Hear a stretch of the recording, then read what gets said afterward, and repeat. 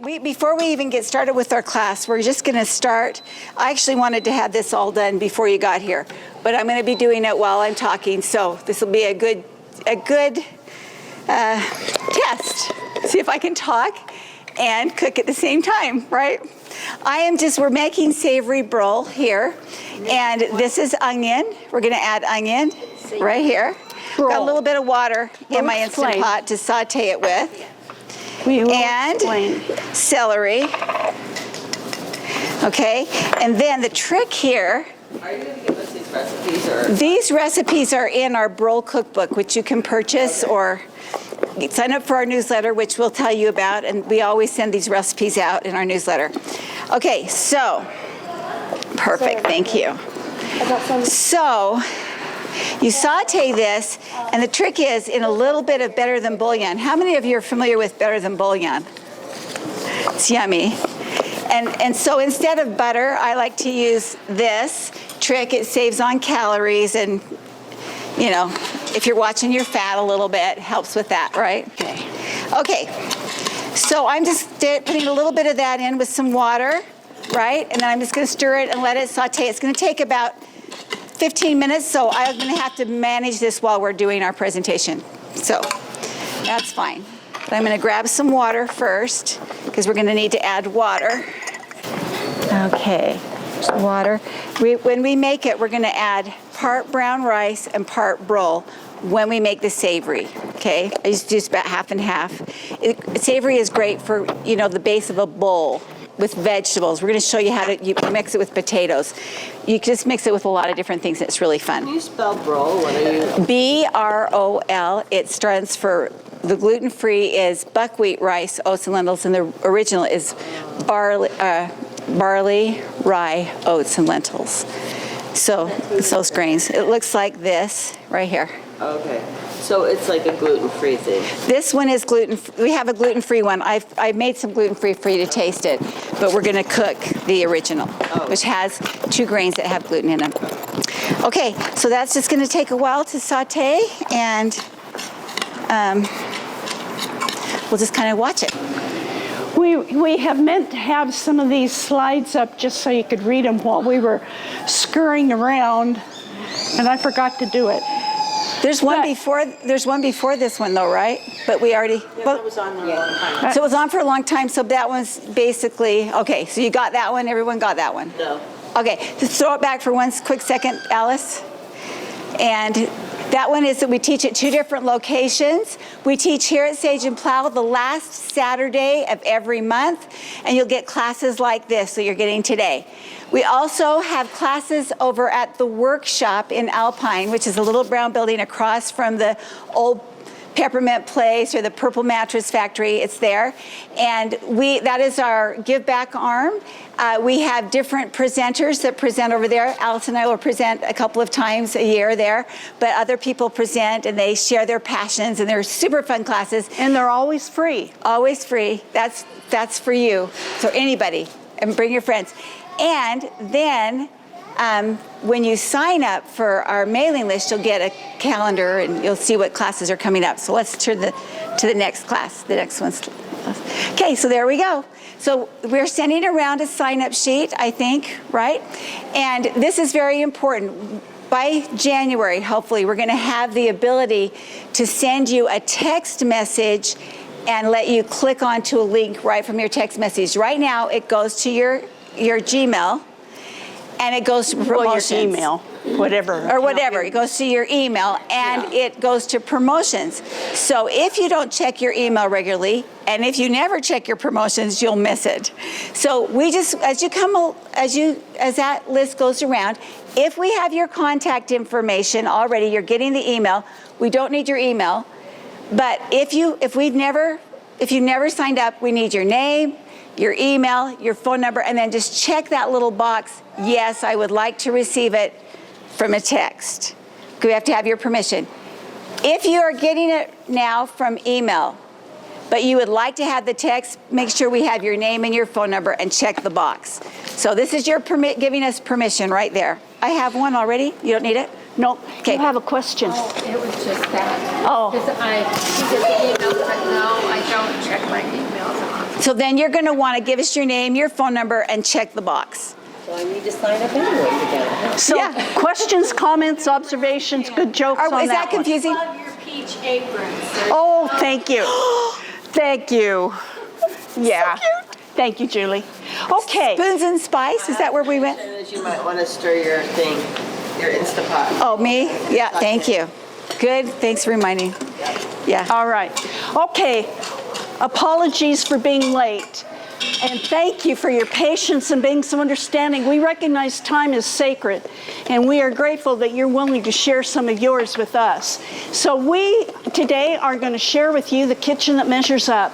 And Chrisanne and I are Brilliant Living Us. We're a company founded on beauty, truth, and order, and generosity, hope, and specific laws and approaches to creating user-friendly spaces in your home. If you stick with us throughout this coming year, you are going to learn all kinds of wonderful things for creating user-friendly spaces in every area of your home. And these values that I just shared, they are at the foundation of every single thing we teach, our consulting services, all of our products. That is who we are. Sit right there, These and then we'll just, approaches, combined with the kitchen that measures up information, You can enjoy. are going to lead you to a kitchen that is really user-friendly. It is the most crucial room in the home. And what we're going to teach you today is going to make things so easy to do in your kitchen. And we know that when things are easy to do, we're more inclined to do them. And so, here's what we'll talk about and do today. We're going to discuss streamlining, centering, thinking outside the box, food space sense, techniques to make it all work, and then we're going to finish up with some tasting. You are going to love what we have for you today. All right, the kitchen is the hub of the house. Very busy and a lot of activity happening. Just as an example, here we have. It can get messy really easy. I'm just going to show you one thing. This is how we do. We got the saute going, right? Onion, celery. We're going to drop in our brown rice. We're going to drop in our broil. And we're going to put double the amount of water. It's a little less, but it's okay. So how much? So like 2 times, so I've got 2 cups of grains and legumes, and I'm going to do double that. This is 2 cups, this is 2 cups. So 4 cups of water. Yep, so there it goes. Okay. And then with the savory, which is what we're making today, you're going to add the better than bouillon. We're making savory bouillon, or And- savory broil. Yeah. And so here's the better than bouillon, and I'm just going to guess, you know. It tastes extra good when it's cooked in chicken broth. Yeah. Okay, I'm just going to disassemble it. I promise I won't use that spoon again. I probably need just a little bit more, so I'm going to just add a little bit more. Okay, and there you go. And we're going to put the lid on, and we're going to let it cook for 20 minutes. Now, it's going to cook, I like it 20 minutes, so that's why we're Your cooking lid it is right 20 there. minutes. But you might like it a little chewier, and so you'll cook it a little less. Now, we've had somebody indicate that they don't know what broil is. Broil, B-R-O-L, is an acronym for barley, rye, oats, and lentils. That lentil is a legume. And when you add a legume to whole grains, now you have a pulse mix. That legume does magical things to the nutrition profile. Broil is not just another whole grain mix, it's a pulse, and that's a big deal. And we'll talk to you later on and tell you after class all about the health benefits of broil. We've got it sitting over here on the table along with our cookbook. We have a gluten-free version of broil as well. Buckwheat, rice, oats, and lentils. So that's what we try to work into just about everything we do. So, Chrisanne, if you want what? Okay, so it is a busy time. So if a busy place. So if you want more fun cooking and you want quicker and easier cleanup, and of course more time and energy for the very things that you do in the kitchen, then we're going to want to streamline your kitchen and create centers. And that's what we're going to teach you how to do today. Yep, and as Alice said before, but it bears saying again, if we make it easy for you, you're more inclined to do it. That's the whole purpose. This makes it easy.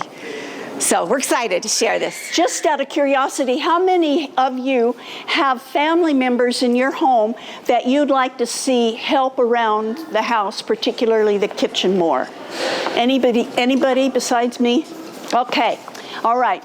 We're going to show you how to create user-friendly work expectations as well. So today we live in a space-poor, thing-rich world. Thus, it makes no sense at all to fill our precious spaces with things we don't like, don't use, don't need, don't want, and don't have room for. By the way, that's the definition of clutter. I can't tell you what's clutter for you.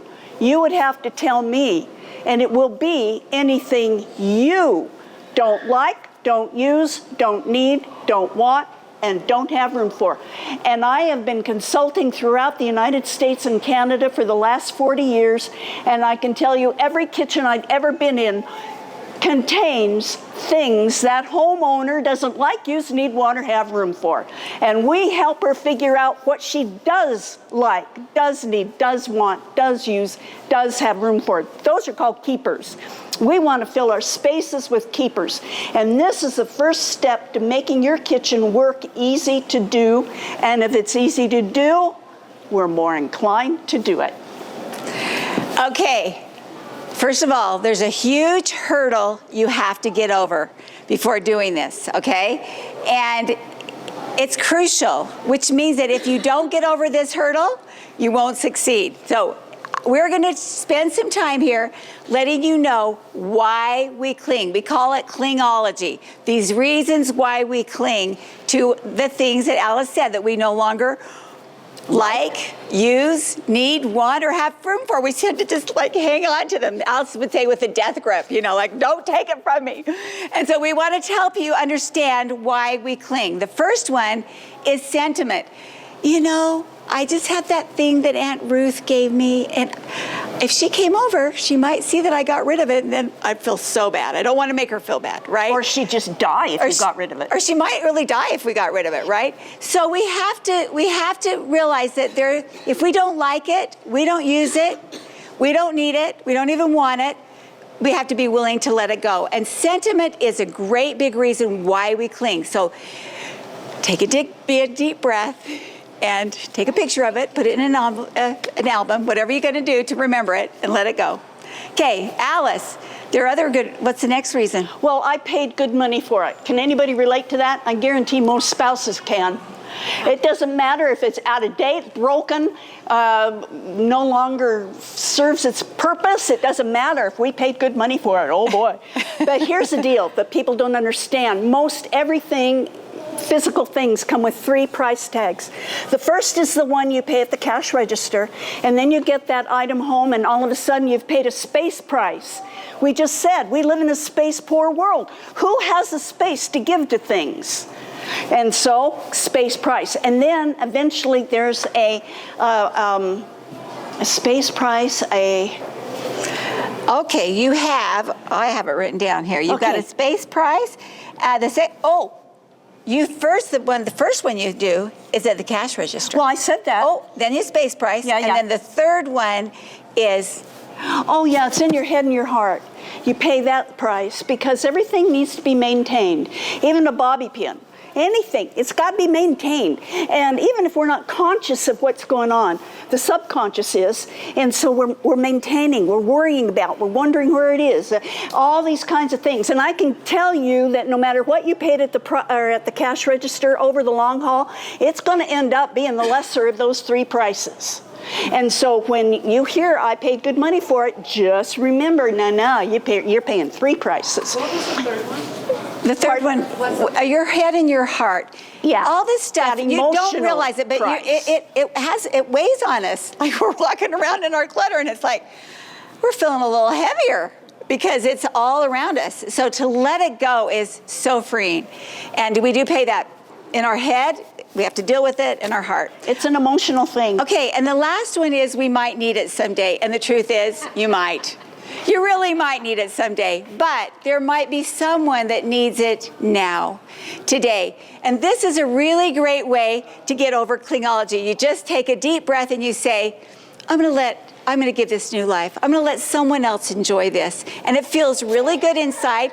And I promise you, and I can promise you this because I've lived it, once you get over that hurdle and you let it go, you will feel so much freedom.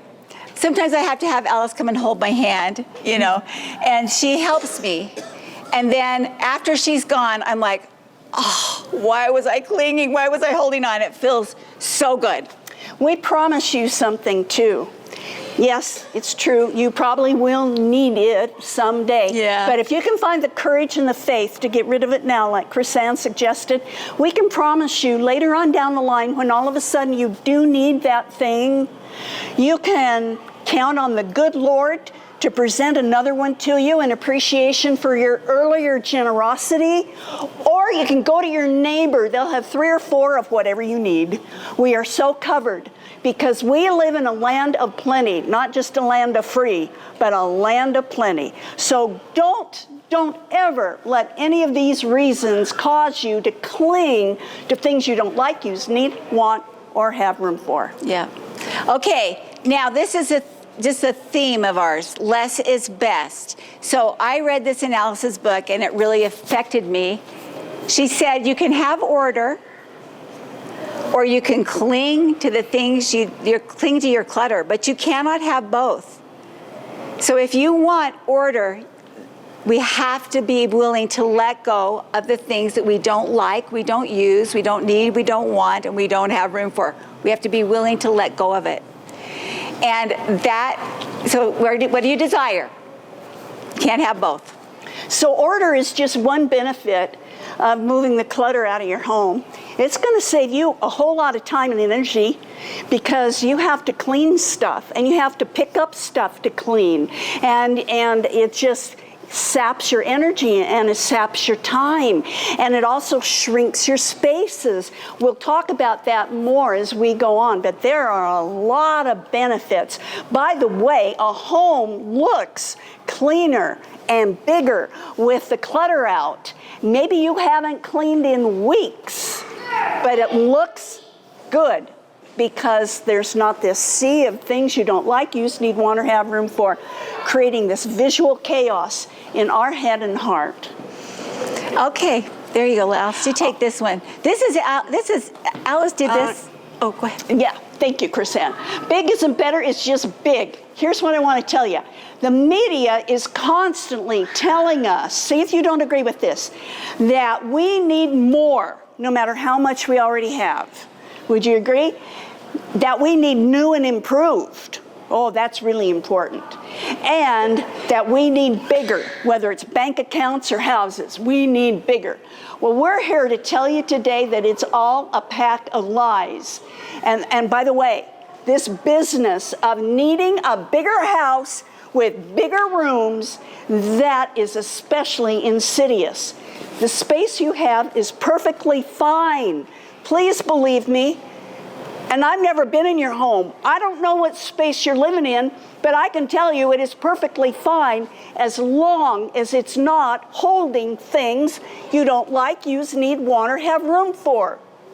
If we had time, I would tell you about raising a family of 9 with a home that had a kitchen about the size of a phone booth. And I was always mad and angry at the dumb husband that bought the dumb house with the dumb kitchen. You know, you can just imagine, on it went. I was a real delight to live with. Until I figured out that tiny space was holding things I didn't like, use, need, want, or have room for. And once I found them and got them out, that kitchen was a dream. It was a step saver. I could touch everything without moving. It was a dream to work in. And so big isn't better, it's just big. This is an example, a perfect example of what I'm talking about. Small can be perfect. This is a client in Jackson, Wyoming. This is a one-wall kitchen. His fridge is here. Stove, sink, fridge. No upper cupboards. And I hear from him still to this day, thanking me and telling me how much he loves that kitchen. Big isn't better. It's just Isn't big. it beautiful? Look at how she hung the cups. Just amazing. So, Okay. if you're struggling with small spaces, take this to heart. We'll help you with it. Okay, so now we're going to show you the 6 steps to centering your kitchen. Okay, so let's go, Alice. Let's get to the first step is to list your centers. Now this is a list of very typical ones, but what you're going to want to do is tailor the list to your activities in the kitchen. So you think about what do you like to do in your kitchen. If you're a baker, then you're going to create a baking center. You think of the things that you need to do in the kitchen and make sure that you have a center created for that. For instance, if you feed the dog in the kitchen, then you're going to have a pet center in the kitchen. If you sprout, you're going to have a sprouting center in the kitchen. So you think of what you do, what you need to do, and then you list all of the activities that kitchen holds. And then you create your centers according to that list. And this isn't definitive, nothing's set in concrete. You may not want any of these centers or a few of them, and you may add to this list. I have a plant center in my kitchen because I'm a houseplant nut. So, you know, it's customizable. And we created a drink center in a kitchen, or a snack center, or a school lunch center that has a pen for you to write on the school lunch bags, if anybody makes school lunch anymore. So there are lots of different things. An appliance center. Just think glass over plastic, think quality over quantity. Maybe you put some diluted vinegar in your cleanup center underneath the sink so that you always have that ready to go. That's really helpful. And just have fun with it. Yeah, and it is a lot of fun. However, we have to get past this step. This is an actual home. Chris-Ann and I helped the homemaker streamline her kitchen and get it centered. There was a question? Glad you remembered the before picture. Oh, for sure. Yeah, it is helpful. You've got to empty the entire kitchen out. No, you cannot go drawer by drawer or cupboard by cupboard. You cannot do it. You will not reach success. Your kitchen isn't loaded correctly in the first place. It needs to be emptied completely so you can clear out all the clutter. Once you get everything out, then you can clearly see what's clutter because you're going to touch things and decide, do I like this? Do I use this? Do I want it? Do I need it? Do I have room for it? And the answers to those questions determine the destination of all this stuff.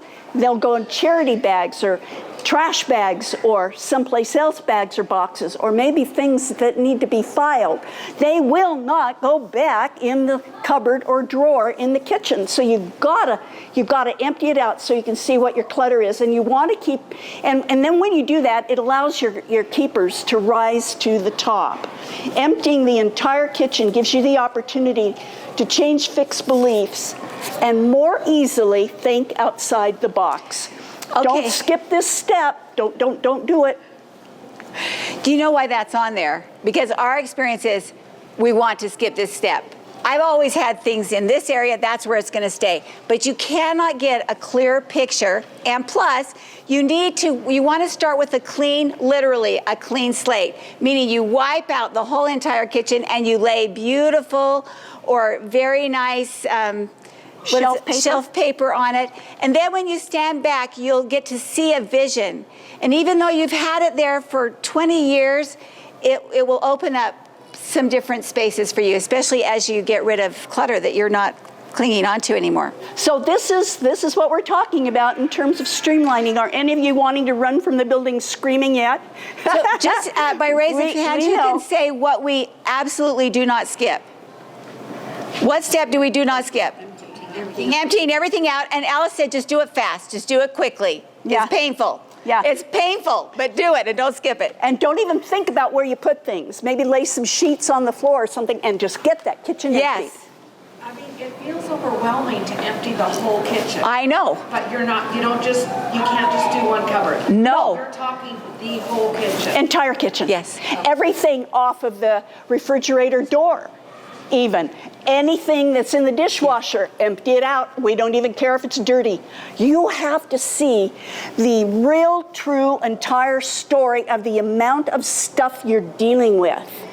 It's really important. And Don't you also need to skip see it. the clear space. You have to have that to vision where you're going to put your centers, because this is a whole different way of managing your kitchen. You have centers now that you're creating. Yeah, we're And you gonna- can't do it if you do it piece by piece. It'll be set up This is the entirely one thing that differently. people that have not succeeded, they're like, I don't know, I've been to your classes, I just am not getting it. This is the step they skipped. So that's why we say don't skip it. Yep. Yeah. Okay, and you're going to choose your center locations using your list as a guide.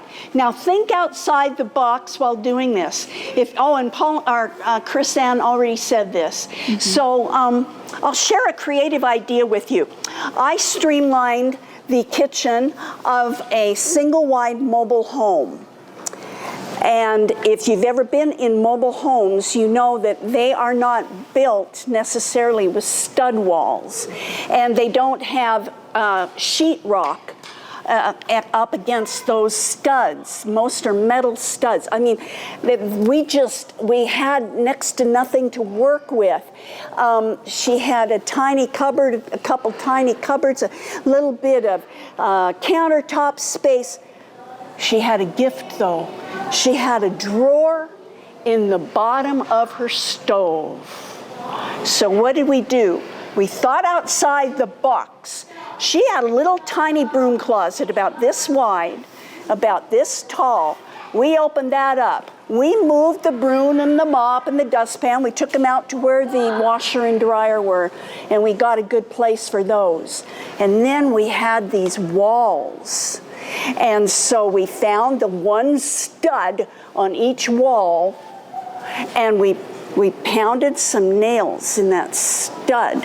And then what we do? We hung her pots and pans up those walls and the lids. That freed up the drawer under the stove where we could put things that couldn't be hung, like her bakeware. Okay, and I could go on. It was an awesome experience. Think outside the box, get very creative when you choose your center locations and decide where things are going to go. And this is a real big deal. You decide what you want to have happen in that kitchen. Mm-hmm. And then you plan your centers around that, okay? Not what's always gone on before. Mm-hmm. But what you want to have happen. Which really is a neat, empowering thing. What do I want for my family what kind of center do I want to set up for my family to experience? You get to do that. It's kind of fun. Okay, the next thing is streamlining the kitchen contents. Now this is where you're going to get some 30-gallon size trash bags. Okay, and you're going to label them. Charity, someplace else, maybe you use a trash can. Not a lot of filing in the kitchen, but you will start to put things where they go. If it's trash, it goes into the trash. If it's charity, it goes into the charity bag. And one of the things we're going to tell you, and this is very important, pay attention to, once you're done with that charity bag, close it up and get it out into the car. Do not open it up again, because you'll play that game. Oh, I could use this, or maybe I could use that. So we take it right out to the car and we get it off that very day. Well, you've made that decision and you've got over that clingology hurdle, get it out to the car. Let's see. If it's someplace else, we do that at the end. We put it in a place away from where we're working, and that we deal with at the end after the whole kitchen is done. Let's make sure they know what someplace else is. Okay, yes. Those are things you do like, do use, do need, do want, and do have room for, but they do not belong in the room you found them. And you know how physical things are. They just kind of float through the home. And we'll have a whole bunch of those. Someplace else, boxes hold only keepers that you do, like use, need, want, or have room for. You're going to accumulate a lot of those boxes. So find a place early on where they can just sit for a while, down a hallway wall, in a corner of a garage or a basement. You decide. And don't worry about putting those things away yet, because away is already full. There's no rhyme or reason to your aways anyway. And so I promise you, we promise you, that as you get this kitchen streamlined and the clutter out, you're going to free up the right spaces for everything in those someplace else boxes. But remember, there are only things you like, use, need, want, or have room for that go in those boxes. Those are not indecision boxes. You don't put something in there because you just don't know. We're ruthless. That's Marie Kondo will do that with you, but we won't do that with you. We'll slap you around and make you make a decision. So, no indecisions in someplace else boxes. Chrisanne, sorry. Well, no, it's very important. I have a hard time making decisions, but just remember, you're getting over that hurdle and make the decision. It's hard. Are we ready? Yeah. Okay. Okay. Now, when you load your centers, do it with the appropriate keeper contents according to that center's assignment. How are we doing so far? Is this making sense? Are we following? So here's a before. This was a kitchen, a home we were in, helping the homeowner streamline. This is what she had going into this. That's what it looked like. She decided that this was going to be a good place for her refrigerator or leftover keepers. So you see why it was so smart to empty all that out? Because now she could see, ooh, the possibility for that space. She had a counter right here. She could load her leftovers, get a container, load the leftovers, and put them in the fridge, zippy quick. You see, that was what she wanted, was a leftovers center. So do it with an eye to what you need to have happen. You want to avoid duplicates of anything and place high value on multi-purpose things. Why would anybody give precious space to a hot dog cooker when a saucepan or a toaster oven or a microwave or a grill will take care of that hot dog and 100 other things? And you'd be amazed at how many single-purpose items show up in kitchens today. So don't give precious space to that. And then do get creative when you're loading things. For instance, always try to put things closest to the point of use. We'll have an example for you to look at in a minute. Why couldn't those gargantuan barbecue utensils, we see them in kitchens all the time, they don't fit in typical utensil drawers because they're so long. So they're flopping around underneath cupboards and things. We said to the homeowner, let's put these in a large plastic bag, tie it up, and we're going to put that outside. We're going to lift the lid of your grill, and we're going to just set them in there and put that, and that's where they stay all year long, freeing up precious space in their kitchen. Don't you think that's clever? Okay, I want to add one thing here. Okay. That is that you can think about a seasonal, occasional. So there are things in the kitchen that you only use seasonally. You know, Alice's last partner, she used her turkey baster only at Thanksgiving time. So that can go in another area of the house called seasonal occasional. So be kind of aware of that. If it's something you just use seasonally, then you can not create precious prime space for that. Thank you, Chrisanne. And be sure to hang as much as possible, because that's going to free up precious shelf space for things that cannot hang. And look at your things and notice in the handle or in the configuration of it if it can be hung or not. And if that's possible, hang. And look to the insides of cupboard doors, cupboard walls, underneath cupboard shelves. We'll have some examples right here. For instance, the insides of doors are a good place for pegboard. Put a little shim behind it so you can get your hooks in, and now you can hang all kinds of things.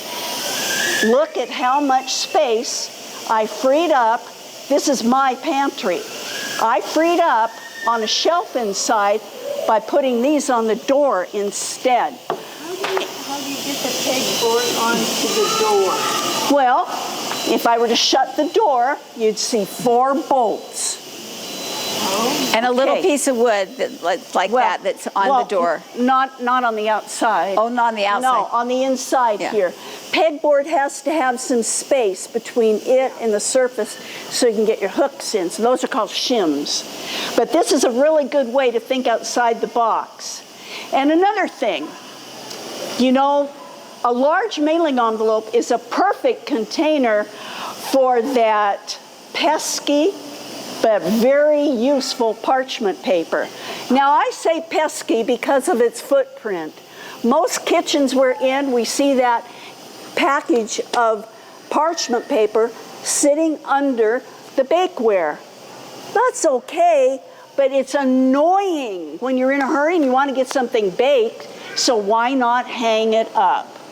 And pre-cut parchment paper fits a large mailing envelope perfectly well. And then, as we said, it's really smart and efficient to store things at point of use. Here, the homeowner glued Oh, yep, she told me to check that. homeowner glued a clothespin to the inside of the cupboard door because the rubber gloves are used at the sink. And she used these sticky hooks on the inside of the other cupboard door by the sink to hang her colanders and strainers. They are clunky. They take up a big footprint. Can you imagine the space that freed up? They're no longer in a drawer or on a shelf now. They're hung at the place of use. And then a lot of possibilities are hiding directly underneath shelving. This family is a big cocoa drink family, and so they were able to fit all of their keeper mugs, not those dumb junky mugs that you don't use, keeper mugs, in this one tiny little cupboard here because they chose to insert screw hooks underneath the shelf and they could hang them up. Don't you think that's clever? Okay, so labeling centers, this helps husbands putting things away, children putting things away, and we're going to ask you to expect people to put it back where they are. My daughter even listed like, plates go here, glasses here, because it changed. So the kids could have some help. And it also prepares children for school if they learn to put things back. And expect that of yourself. We had a client who had always kept her medicine above the desk. And we streamlined her kitchen and we put cookbooks above the desk. And without thinking, she just picked up a bottle of medicine and she went and opened the cupboard she'd always put it in and popped it there and closed it up and didn't think a thing of it. And I said, now, why did we put that there? She goes, it's always gone there. And I'm like, not anymore. Now it's cookbooks. So expect that of yourself. It just takes a little bit of time. Your memory is going to be taking you to other places in your kitchen, but just put it back where you had it and be really expect that of yourself and of your family. Thank you, Chris-Ann. Kitchen cupboards were never designed to hold many months' worth of food. Pantries were never designed to hold a year's worth of food. No, sir. For consistent organization and ease of access and assurance that your cupboards will always be holding fresh ingredients, this is what you do. Keep small containers of things in the cupboards and refill them from larger containers in the pantry. And then keep medium to large containers in the pantry and refill them from super large containers in the storage. And by the way, we've had a number of requests for a storage class, and we are going to be presenting one in 2026. Storage, moving from abyss to amenity. There's 5 different categories of storage in your home, and we're going to help you make sense out of your storage. But does that make food space sense to you? Small containers in the cupboard, larger containers in the pantry, and super duper big containers in storage. And that's the flow of things. And if you live that principle, that'll make your cupboards really user-friendly. All right, now we're down to techniques that make life wonderful in the kitchen. The first one is fridge love. We're going to be teaching a class in January called The Brilliant Fridge. We take a lot of what we get from a book called Fridge Love by Kristen Hong. Her theory is, if you know, when you have your desk all organized at work with everything you need, it makes you more productive. The same thing in the kitchen. If your fridge is organized, it's clean, it's stocked with the things that you need, and we have an amazing, great class. So that is January 31st. It's going to help you get ready for your new health goals, whatever you're going to set for the new year, and or maybe even just cooking dinner and having more cooking from scratch, more out of the kitchen. Okay. Very good. Thank you, Chrisanne. And then the next is what we call sinkology. Now, some people have just a big single sink. Some people have 2. Some people have 3. But the point is, whatever space your sink holds, whatever space your sink holds, or whatever space configuration your sink is, give it specific assignments, just like you do any space in the home. Even your refrigerator, give it specific assignments. Now, here's what we mean. Every space in the home, if you'll give them specific assignments, they become user-friendly. There's nothing user-friendly about a sink that's piled high with food-encrusted, ooey gooey, dirty dishes and flatware. Practicing sinkology makes a time and energy sapping daily chore quick and easy to do. In fact, it makes it so quick and easy that you'll find much less whining and balking when you ask a family member to help you with the dishes. Now, whether you wash your dishes by hand or you use your dishwasher, rinsing before stacking is the first thing you do. Rinse them. And that's why we keep this side empty. This is the garbage disposal side. So you run a little water and you just rinse those dishes. And then you're going to stack them on this side. And we've divided this space just in our imagination as to what's going to go where. In my sink, I like to put plates, and then I put bowls on top of the plates. I've put flatware here. I put glasses here, and I put smaller pots and pans there. Day after day after day after month after year. And I've trained my family to do it. So now we've got rinsed dishes, and when it comes time to come over here and load the dishwasher, they can do it quickly and easily. And the dishes come out cleaner as well. No more random chucking and stuffing in this very crucial kitchen space. Okay, clean as you go. The first time Alice and I cooked together, Alice said, I think we'll cook up my kitchen, because it was just like a disaster, like a bomb had gone off, because I didn't practice clean as you go. I didn't practice sinkology, some of these things. So clean as you go means that you're going to do a few dishes along the way, especially the dishes that you use a lot, like the blender or the measuring cups or the knives. Just have a little dish sudsy water there, or a little dish rag with some suds on it, and rinse it and set it on a dish towel. Clean as you go. And then when you're done cooking, and then wipe off the counters occasionally, and we're going to teach you how to do mise en place. It's just this calm, peaceful way of moving in your kitchen. And you don't have to, take a Valium when you get done to, because of the mess that you've got, right? So it's really helpful. Okay, yeah. Alice, help me with this. Mise en place, 3 words. Mise en place is a French term, and it simply means everything in its place. This is how chefs and sous chefs work in professional kitchens. And why shouldn't we do the same? Because it is such a slick, easy, and energy-saving way to work. And it refers to the organizational practice of gathering and preparing all necessary ingredients and tools before you dive into the cookie process. I need some of this, and you don't know because you didn't place it out. And that's right too, yeah. And when you do this, of course, before you do this, what do? The first thing you do is read the recipe, yes, all the way through. And then you gather everything and you measure it out in the order it's going to be used. This technique involves tasks like measuring, chopping, pre-portioning ingredients, as well as arranging tools like the bowls, utensils, and pots. It creates a streamlined, efficient workflow for a more organized and really stress-free experience. And the results seem to be higher quality. Okay, now, this is really important here. We don't want to skip this. These are our 4 laws I alluded to in the beginning. We live by these laws, household physics.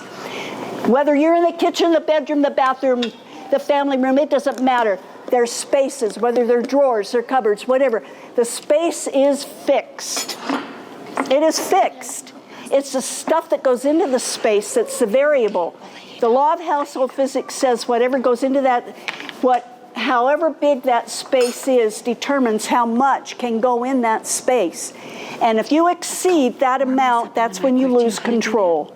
And that's when you start wasting time and energy pawing through stuff to find the one thing you want. The law of household ecology is obvious, right? We move things on. When something new comes in, eventually, sooner than later, something that you no longer like, use, need, want, or have room for is going to go out. Likely to charity. I know, this is where the Klingology stuff comes in. Law of household ecology. This helps you keep the balance between stuff and space. The law of the household skeleton. Every home has a skeleton. That's what is behind closed doors and inside of cupboards. It tells the real story of the shape your home is in. Now, if this is a bookcase, and if these doors were shut, oh, doesn't that look neat and tidy? You open the doors, and now the real story is told. And believe me, lots and lots of things in there you no longer like, use, need, want, or have room for. To maintain constant, consistent control of your spaces so you never get overloaded and buried in clutter again, keep your skeleton pared down to the bare bones. Household skeleton. The law of household reduction simply says the more stuff that's in a room reduces the usability of that room, the usable space of that room. No matter how beautiful, gorgeous, or even expensive all the stuff is, it doesn't matter. It reduces your usable space. And it just doesn't make good sense because it hampers the use of that space. So think about that. Live the law of household physics, ecology, skeleton, and reduction. Okay, Chris-Ann, let's go. All right. Now, wait. Today we've introduced you to some time-tested, tried-and-true approaches that actually make your kitchen more user-friendly. We hope you'll take away some good tips today and maybe actually go home and conquer streamlining and centering your kitchen. And what we're doing here today, what we've done here, is showing you ways to make cooking from scratch so much easier. And we know we want to cook from scratch because it saves money, it's healthier, and it tastes better. We know we want to do that. It's just a frugal way to live. And so that's been our goal today, is to help you make things easy to do in your kitchen so they're easier to do. Okay? All right, Chris-Ann. All right. Should we talk about the health benefits of potatoes, Sure. benefits of squash? Today we are doing things with squash and potatoes. The squash and potatoes we got right here at the Sage and Plow. We can't find a better buy than right here. Just good quality food. And so we're going to show you all some wonderful fun things to do with those two foods.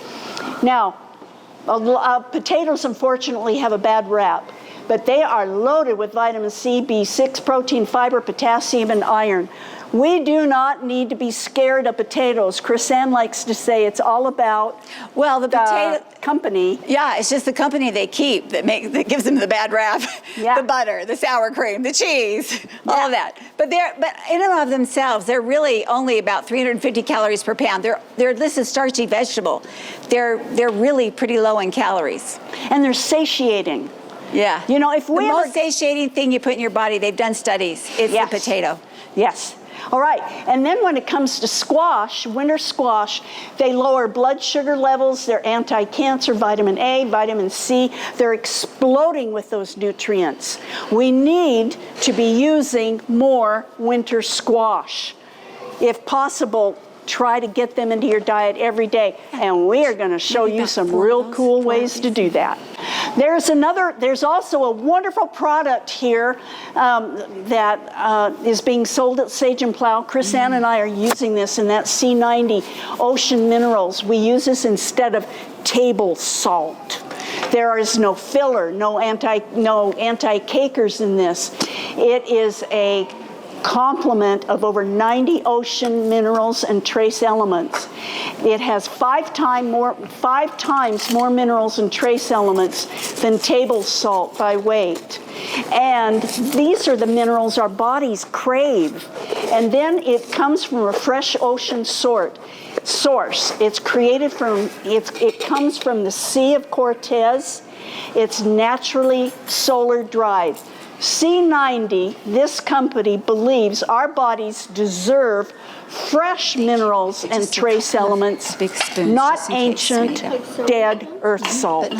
So really look into this and consider maybe switching over to C90. Chris-Ann, I'm going to turn the time over to you. Okay, Chris-Ann, what so now? we're ready to eat now, and what we have made for you are baked potatoes in the Instant Pot. Alice, quickly, how do we do that? Well, I put 1 cup of cold water, and then I scrub my potatoes, and I poke them, and I just put them in here, and I generally fill it up. And you want cooked baked potatoes in your refrigerator all the time, and we're going to show you why. Okay, one of the things you can put when you get to taste a little... I forgot to say, the reason we do it in the Instant Pot is because it takes 20 to 24 minutes as opposed to an hour in your oven. And they come out perfect. They're never coming out with that hard, thick skin. Are you filling it up with water? Is that what you're saying? No, 1 cup. Whenever 1 you cup use the cold Instant water. Pot, always at least 1 cup, okay? Of liquid. And I made these garlic mashed potatoes without garlic in my Instant Pot. I didn't do it exactly like that, but I basically did the same, 3 pounds. I chopped them up. I just put them in the Instant Pot with a cup of water, turned them on 5 minutes. Then I threw them in my mixer. I added a cup of this amazing 3 Trees almond milk. You have to shake it up, but it's really thick and yummy. And 2 teaspoons of C90, and that's what you're going to taste here. And just whipped them in my mixer. These are great to have in the fridge. You can put soup over the top of them. So you can serve soup one night, then the next time you serve it, put it over potatoes, and it's a completely different experience and really yummy. So that's what you're tasting here. And remember that you can use just the milk you have in your fridge. You don't have to necessarily go out and buy anything. Yeah, and these are we're using the potatoes today that are the, what are they called, Alice? Shepherdie. The shepherdie. Look at this. This is a russet potato after it's been cleaned. Look at that thin skin. That's the shepherdie. It's the blue bag. We're using that today. This is what they look like before they've been cleaned. Cool, huh? And it's great to have them in a cold place so that you can bring them because it adds that satiety to a meal. So I wanted to show you that. Take a look at that if you want. Now, the other thing we're going to have you taste are shredded potato, cooked potatoes that are shredded. And we're going to make waffles with them, but we're going to mix some savory brole, right, Chris-Ann? Yes. We're going to mix some savory brole with these, and we're going to make hash brown patties just like that. And for this today, though, I did use my Yukon Gold that I got here. So some are our shepherdie, and these are the Yukon Gold. But this is a reason why you want to have cooked potatoes in your fridge all the time. I just grabbed a couple, I got my box grater out, and I shredded them, and I mixed them with a little cooked brole. Always you want cooked brole in your fridge or freezer too. And then you just whip up all kinds of tasty things. So we're going to make these for you. Also now, We've got 2 different kinds of cooked squash for you to taste that we've got here. This is sweet meat. That's that big, gorgeous green squash over there, and it is unbelievable. I'm dying to try And so we've this. got that here, and then we've got butternut, just for you to taste. It's just cooked, no sugar, no salt, no pepper, no nothing. Just the way God made it, real food. This is an example of, this is just half, this is your half, Chrisanne, of the sweet meat squash. We cook them, we just put them in our oven. Our preheated oven, we didn't peel them or nothing. We just cooked them, we baked them in the skin. Is that not cool? And then you get them out and you just peel that skin right away. Oh, maybe an hour. It depends on how big it is. And you'll check it along the way. Pardon? No, I cut this in half because this, we're sharing it. This half is Chrisanne's. But we put the whole squash in the oven and just baked it. You do not need to peel winter squash before you bake it. And the cool thing is, and Shireen told us this, she says, you know what's nice about that? All the steamed nutrients stay inside that skin. That's so smart. And so we've got that for you. What about this, Chrisanne? This is our Three Sisters stew. We have a Three Sisters cookbook over there if you like this. This recipe is in there. But basically, the Three Sisters are squash, potatoes, and beans. Yeah. Those are the Three Sisters. Yeah. The Native Americans grew them together. They really support one another with health in a really cool way. So enjoy that. Yes. And then to top it off, oh man, you're going to put us in your will for this one. We baked sweet meat squash with Cosmic Crisp apples. We pureed them in our high-powered blender. Amazing. This is good enough to be dessert. It is so sweet and good. But what are we going to do? We're going to put some of this in here and add some mineral water, stir it up a little, and now you have what we call legal, health-loaded soda pop. This is an awesome way to get squash into your diet all day long, every day. Wait till you taste this. You will love it. So where do we start, Chrisanne? Okay, so we'll have Alice cut up some of this, or well, I'll cut it up because you got to do that one, right? Well, I don't know that we need to cut them up. This was just to show them. Oh, they're not going to get to try that? Okay, never mind. They can if they want. You can if you want. Yeah. So then I would probably do this differently. That's okay. I need some savory broil. Okay, it's right here. Okay, can you just give me some? What do you want? Do you want it right? Yeah, just right in here. Okay. And maybe two more of those. So what we did before was we put the potato on the bottom, and then we put the savory broil in the middle, and then the potato on the top. But you're going to do it differently this time? I am. All right, we'll see if it works. 2 cooks in the kitchen. Okay. All right, so we wanted you to try the potatoes plain, and then try putting a little savory broil with potatoes. It's incredibly good. The other day I was at my son's house, and I was like, I'm hungry. I had some broil in the freezer I brought over to them. It was savory broil. They had a potato. I just cooked them and I put it over the top, the savory broil over the top. It was delicious. So I wanted you to try that. And this is gluten-free for those that need to be gluten-free. If you want to taste the salt, go ahead and try that. We'll just put a little, can you get a little spoon for us to put that so you can taste it? And then, taste the squash and taste the soup. And there's a little, and we'll pour the drink for you. Alice decided to bring a little larger bowl here, so. What? The waffle maker's tiny. I like it. Yeah. Walmart. It's a Walmart? Yeah. All right, well, there we go. So go ahead and help yourself. Come on No, up. these are cooked potatoes.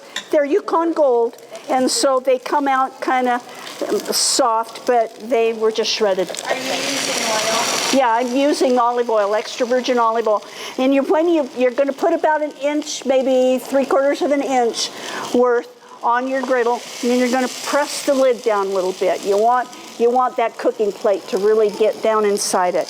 And of course, there'll be a green light that says, time to lift the lid. Don't believe it.